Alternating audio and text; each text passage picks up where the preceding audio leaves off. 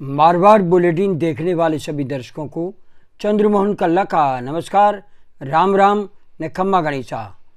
आज के समाचारों में आज सबसे पहले बात होगी पीलीभीत क्षेत्र की, जहां पर प्रधानमंत्री नरेंद्र मोदी ने 10 साल बाद बड़ी आम सभा को संबोधित किया और वहां पर कांग्रेस छोड़कर के भाजपा में आए जितेंद्र प्रसाद और मुख्यमंत्री योगी आदित्यनाथ स्टेज पर दिखे, लेकिन लोगों की निगाहें टटोल रही थी सांसद वरुण गांधी को।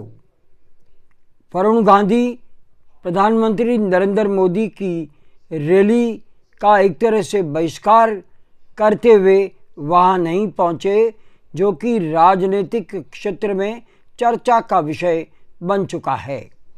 और ऐसा कहा जाता है कि वरुण गांधी कांग्रेस के संपर्क में है और ऐसा भी कहा जा रहा है कि भाजपा हाईकमान ने उन्हें दरअसल रायबरेली से टिकट देने का ऑफर दिया था और ऐसे संकेत थे कि रायबरेली से इस बार प्रियंका गांधी चुनाव लड़ सकती है। तो अपनी चचेरी बहन के सामने, प्रियंका गांधी के सामने वरुण गांधी चुनाव नहीं लड़ना चाहते थे। उन्होंने स्पष्ट इनकार कर दिया और कहा वे चुनाव लड़ेंगे तो पीलीभीत से लड़ेंगे। आखिरकार उनका टिकट काट दिया गया, लेकिन उनकी माताजी से जब ये पूछा गया, मेनका गांधी से, क्या वरुण पार्टी बदलेंगे, कांग्रेस के संपर्क में हैं, तो उनका ये जवाब था उन्हें नहीं पता कि वे किसके संपर्क में हैं, लेकिन एक बढ़िया सांसद है और उनका भविष्य देश के लिए उज्जवल है, वे देश की सेवा करते रहेंगे।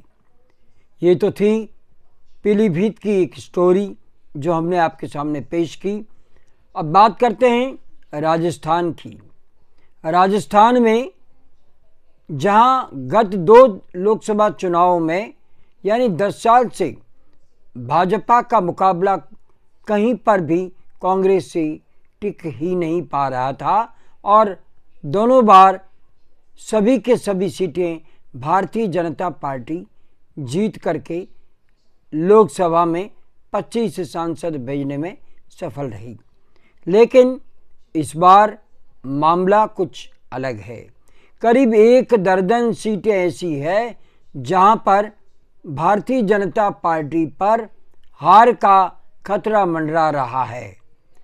अब हम इसी पर चर्चा करेंगे कि आखिरकार वो कौन सी सीटें हैं जहां पर भाजपा को चुनौती मिल रही है।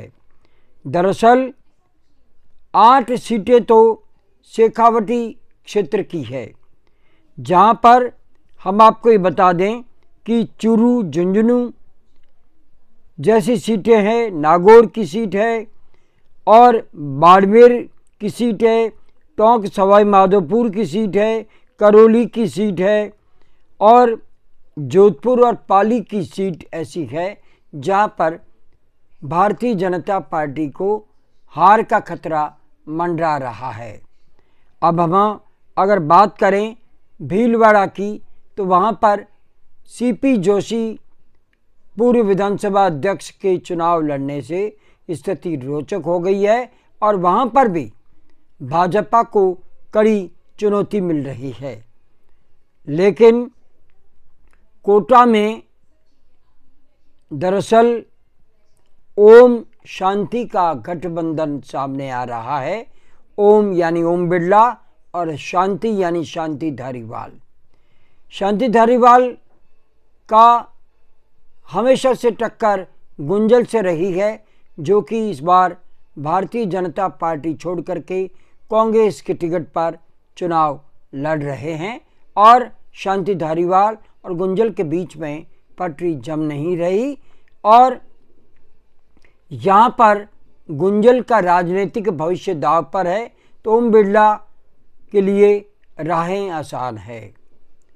बात जब निकली है तो हम आपको ये भी बता दें कि इस बार 2 लोकसभा चुनावों की तरह मोदी का जलवा राजस्थान में बहुत ज़्यादा उज्जवल नहीं दिख रहा।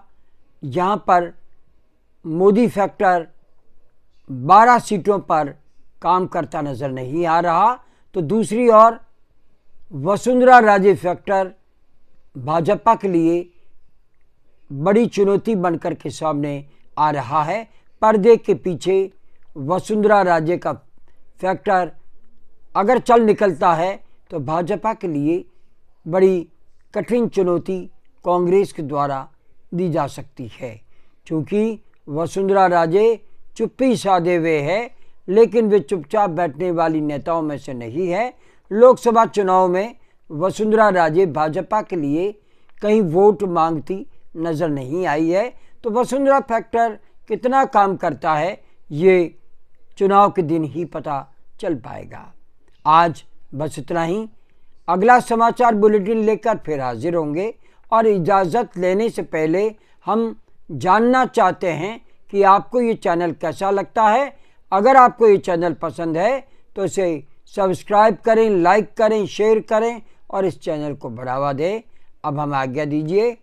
नमस्कार, जय हिंद, शुभ रात्रि, शब्बा खैर, जय भारती।